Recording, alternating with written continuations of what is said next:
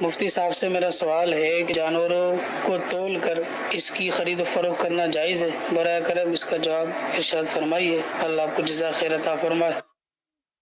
جانوروں کا تول کر، اچھا یہ عام طور پہ مارکیٹ میں رائج ہے اور پورے 12 مہینے ہی رائج ہے، لیکن سوال آتا ہے قربانی پر ہی کہ قربانی پہ کچھ ایسی جگہیں جہاں پر جانور تول کر بکتے ہیں، وزن کیے جاتے ہیں جانوروں کے، تو جانور کو تول کر بیچنا، زندہ جانور کو تول کر بیچنا بالکل جائز ہے، اس میں کوئی کسی طرح کا معاملہ نہیں ہے، یہ خرید و فروخت جائز ہے، چاہے وہ بکرے کی ہو یا عام مرغی کی ہو۔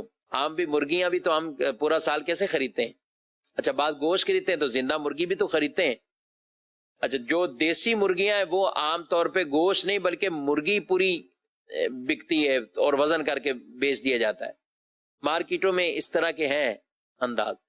تو بہرحال مرغی ہو یا بکرے ہوں یا دوسرے جانور ہوں، ان کو تول کر خرید و فروخت ان کی یہ جائز ہے، اس میں کوئی حرج نہیں ہے، وہ جانور قربانی کے لیے خریدا جا رہا ہو یا کسی اور مقصد کے لیے۔